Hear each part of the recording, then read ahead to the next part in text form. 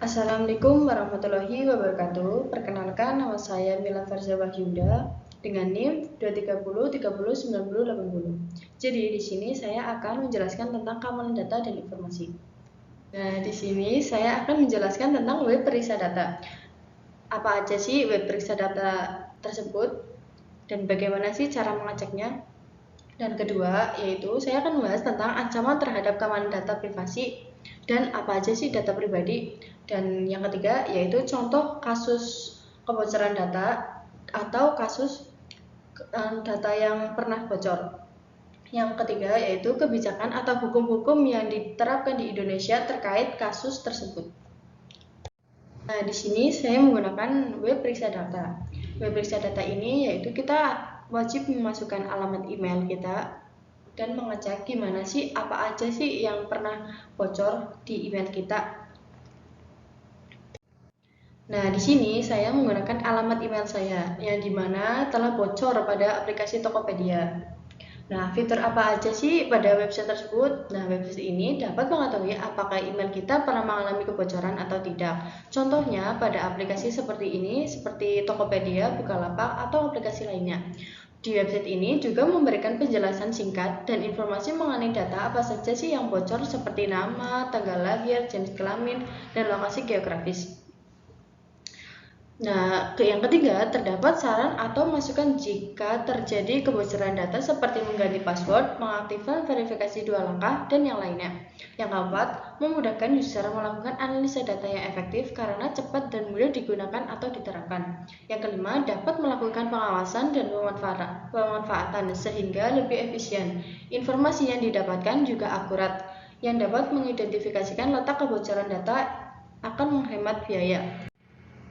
Nah, manfaat website ini memudahkan user melakukan analisis data yang efektif karena cepat dan mudah digunakan dan diterapkan. Yang selanjutnya yaitu ada web Have I Been Pwned, yaitu seperti web periksa data, kita harus memasukkan email kita, apakah terjadi kebocoran atau tidak. Jika terjadi kebocoran, maka akan muncul seperti gambar di sini. Nah, tindakan selanjutnya, jika Anda menemukan bahwa email Anda terlibat dalam pelanggaran atau kebocoran, disarankan untuk mengganti kata sandi dan mengaktifkan autentikasi 2 faktor jika tersedia. Fitur apa aja sih pada web tersebut? Fitur utama pada web ini meliputi pencarian spesifik di mana pengguna dapat memasukkan alamat email untuk memeriksa apakah data mereka telah dikompromosikan dalam kebocoran data dengan hasil yang mencakup daftar kebocoran yang terkait. Selain itu, situs ini menyediakan rincian kebocoran data termasuk latar belakang dan jenis data yang terlibat pengguna. Pengguna juga dapat mendaftarkan untuk layanan Notif.me yang memberikan pemberitahuan melalui email jika informasi mereka ditemukan dalam kebocoran baru. Nah, di sini ada web DHZ yang dimana ini juga sama saja yang seperti tadi, yaitu web periksa data. Di sini saya menggunakan alamat email saya. Nah, selanjutnya yaitu tunggu hasil pencarian DZ akan memproses permintaan Anda dan memberikan hasil apakah data pribadi Anda telah bocor atau tidak. Manfaat apa aja sih pada web tersebut? Web tersebut memiliki fitur pencarian yang lebih spesifik daripada layanan lainnya, seperti yang tadi saya jelaskan. Fitur ini memungkinkan penggunaan mencari kebocoran data dari berbagai jenis informasi, termasuk nama, alamat email, telepon, dan domain website.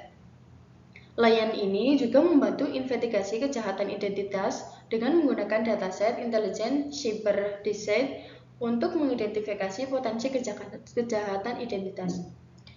DZ ini memungkinkan penggunanya untuk mengakses dataset programatis untuk digunakan dalam aplikasi tersendiri dengan alasan kayak fiturnya.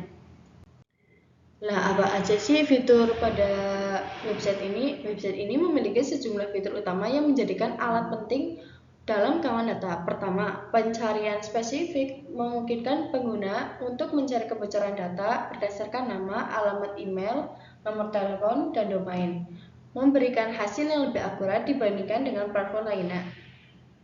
Kedua, monitoring aktivitas peretas secara real time, membantu mencegah serangan akun dengan memantau penggunaan kredensial yang telah dibocorkan. Selain itu, web ini menawarkan kemampuan untuk menghapus data pribadi yang ditemukan di internet, serta integrasi kuat melalui IP yang memungkinkan pengguna untuk melakukan query dataset secara problematik.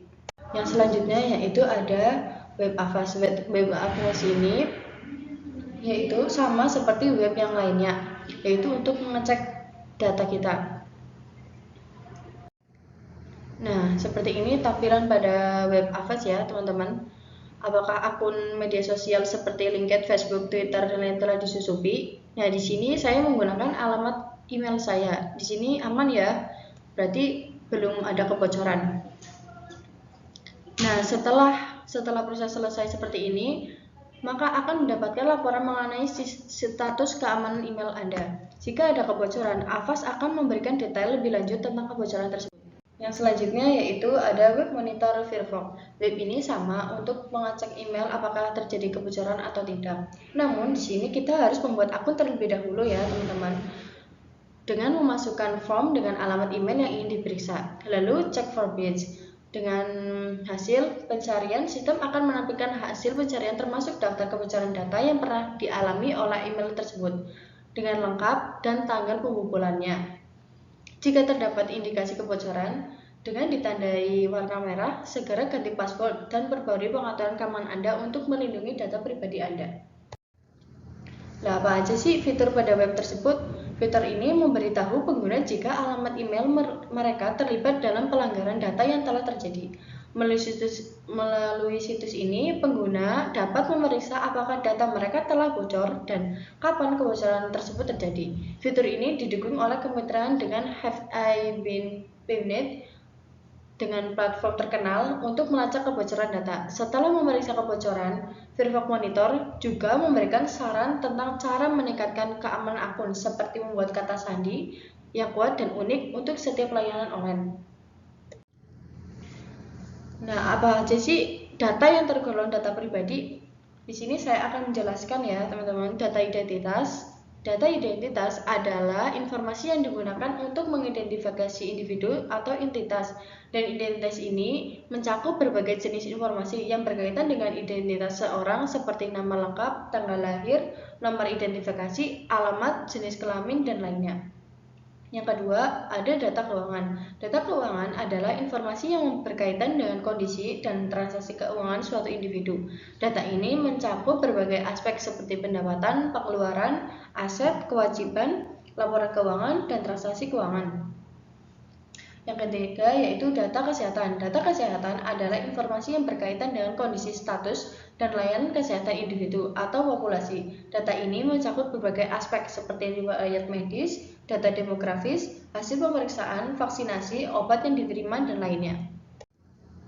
Nah, apa sih penyebab kebocoran data? Kebocoran data yaitu social engineering. Social engineering adalah teknik yang digunakan untuk memanipulasi individu agar memberikan informasi rahasia atau akses ke sistem dengan memanfaatkan interaksi sosial. Yang kedua, human error. Human error adalah kesalahan yang dilakukan oleh individu yang dapat mengakibatkan konsekuensi negatif baik dalam konteks pekerjaan, teknologi, maupun kehidupan sehari-hari. Kesalahan ini sering kali terjadi karena berbagai faktor, termasuk kelalaian, kurangnya pengetahuan, atau tekanan psikologis. Yang ketiga, internal. Internal atau orang dalam merujuk pada individu yang mengakses atau keterlibatan dalam suatu organisasi atau sistem. Biasanya ini mencakup karyawan, manajer, atau pihak lain yang memiliki hubungan langsung dengan organisasi. Nah, bagaimana sih cara mencegah kebocoran data? Kebocoran data ini bisa dicegah dengan aktifkan firewall untuk memblokir akses yang tidak sah. Yang kedua, lindungi data sensitif. Ketiga, update perangkat lunak. Yang keempat, waspada terhadap email phishing atau penipuan. Yang kelima, gunakan kata sandi yang kuat.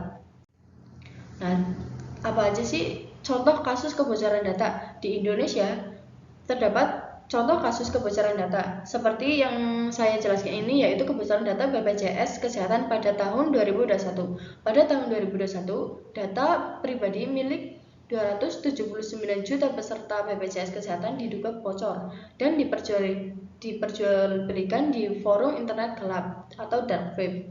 Data tersebut meliputi nama lengkap, alamat, nomor telepon, dan riwayat kesehatan peserta.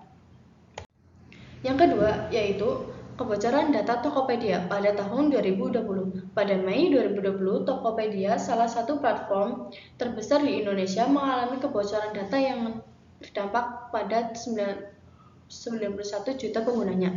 Data yang bocor antara lain nama lengkap, alamat email, dan kata sandi pengguna.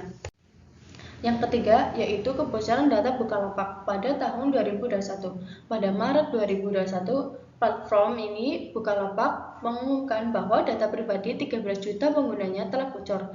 Data yang bocor meliputi nama lengkap, alamat email, nomor telepon, dan alamat pengirimnya.